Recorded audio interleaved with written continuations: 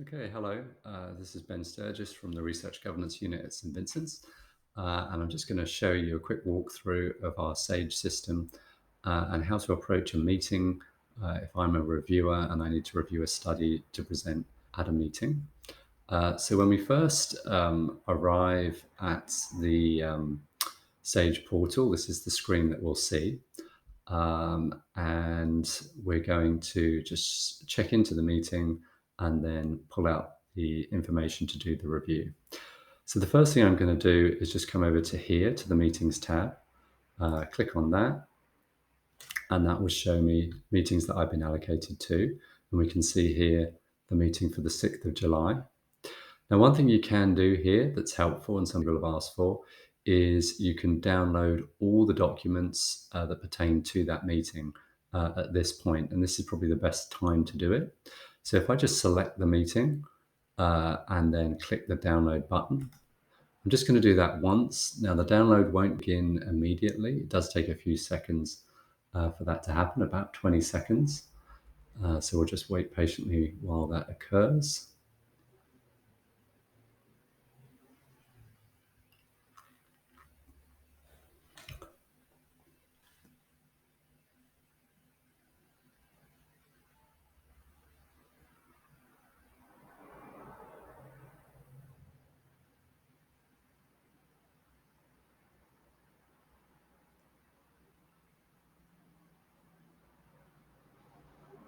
Okay, so that took about 25 seconds. So I just looked out the window and mind my own business for a minute.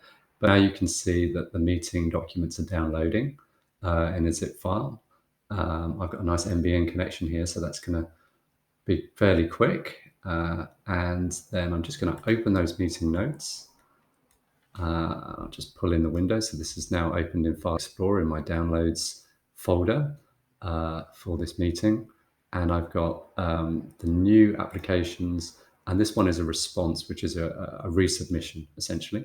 But if I open new applications, and I've been assigned study 118, so I'm going to open 118, I can see that all the documents have been folded for me. So there's, just like you usually get, the core documents, all the CVs. So that in order to get this foldering, I have to follow this method. You can pull the documents out at various other stages in the review process, but this is probably the best way of doing it. If you want to take, this is now in your downloads folder. So if you now take your laptop or whatever away from the internet and you want to review your study offline, you can do and make notes accordingly. Okay, so I've downloaded the documents and I'm just going to put that on a different screen. I'm just going to come back to the meeting. So I've downloaded my documents. I'm going to go into the meeting quickly in order just to show you what this looks like. So this just has a list of everyone who's coming to the meeting. And over here in the right-hand side is whether you're going to come or not come. So if you can't come, obviously click not attending. But if you are attending, hopefully, obviously, if you're doing a review, you are, but you don't have to. You can submit your proforma out of session. You click attending. Okay, so that's all you need to do that. So now we're going to go to reviews. So if I come back up to the top here, there was meetings, here's reviews. I'm going to click on the reviews tab. And this shows me all the studies that have been allocated to me. So there's quite a few here. And I'm just going to look at study 118 this time. So now I could, if I wanted to, just click 118 and do the download again. And if I did that, it wouldn't be in folders. So best to do it if you want it in folders to do it the first method. So I'm going to click the 6th of July hyperlink here, just in the middle of the row. And that will open the review itself. So now I've actually already done this first section called the non-disclosure agreement. So the first time you open a review for this meeting, the 6th of July, it will present a non-disclosure agreement. Basically, it just says you promise that you're not going to tell anyone the things that you read when you read these documents. And it's a yes, no answer. Once you've done that once for the whole meeting, you never have to do that again. But for each study, you do need to declare a conflict of interests. So coming over here to review tasks, I've already done non-disclosure agreement. So I'm going to now click on conflict of interest. and it will basically say, do I have a conflict of interest? So hopefully if the RGU's done its job, you don't. So you just click no, and then you move on. If you did click yes, it would be nice if you could just write a reason why you think you have a conflict of interest. It may be we've missed that you are associated with the study for one reason or another. And if you click declare, after a few seconds, you'll get a big red X will appear here, and it says, and that's the end of the process, basically. And the RGU will be informed. But we're going to say no, and we're just going to move forward. So if you don't have a conflict of interest, you don't need to write a reason, and you just click this purple button, declare and review now. And that brings us to the third task, which is to do the review. So we've just got one form here, and it's a duplicate of the Word document that you've always used to review your studies. And it's just got the usual 5 boxes, 5 areas to comment. So your general comments, any points of clarification for the review team, and any specific comments about the protocol, the HREC, or the PKIF. If you did want to just remind yourself of the areas within a study that are worth looking at, there's this drop down here that's sort of just by default it's closed, because most of you know these things, but if you are new to the process, then you can just open that up and it will remind you of areas just to consider whether the researchers have addressed those areas. Over here on the right-hand side, you'll see a list of documents. Now, I could just bring in my list of documents here, and I could read them from within Windows in my nice, neat folders. But if I didn't do that, I have got access to all the documents in this drop down here. Now, they're not folded, so sometimes there's lots and lots of documents and it's a bit complicated. So I'll leave it up to you as to how you wish to review your documents.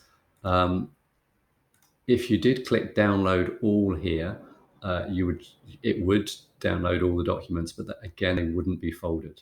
You could download the specific file if you just want this ethics application checklist, for example. So you have got the option of, if I was to look at, I'm trying to find protocol, just shows you how difficult it is. Let's pick this PKIF, for example.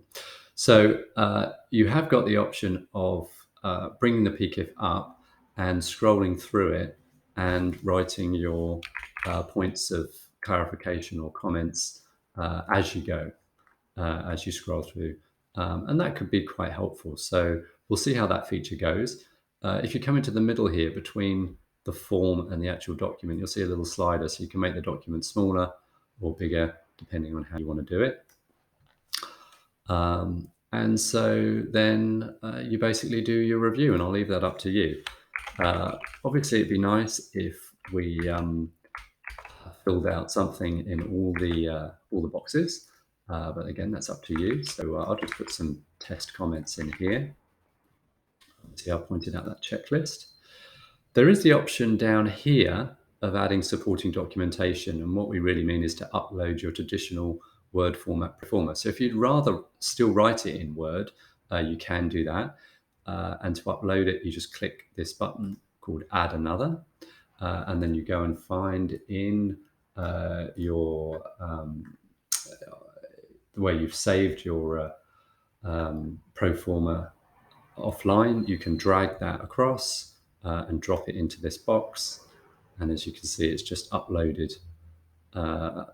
the old traditional doc file, and so there you could leave these blank, but if possible, write it in here. It would make it easier. It's much faster for the chair and the RGU to review your comments if they're not having to open this document file, but whatever makes it easier for you. Okay, so I've done my review now, and I've uploaded my documents. So all I need to do is hit the button at the bottom saying, are you ready to submit your proforma? Press this button. So I'm going to press it. And then through the power of the internet, it uploads it into the cloud. And here comes my green tick, the opposite of the big red cross that I would have got if I'd declared a conflict of interests. And there you go, another green tick just to make you feel really good about yourself. That's now finished.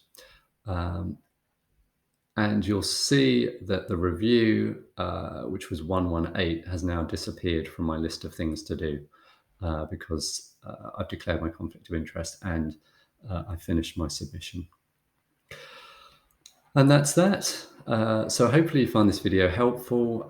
Please reach out to any of the members of the RG or myself directly if you need any further help accessing the system or performing your review prior to an HREC meeting.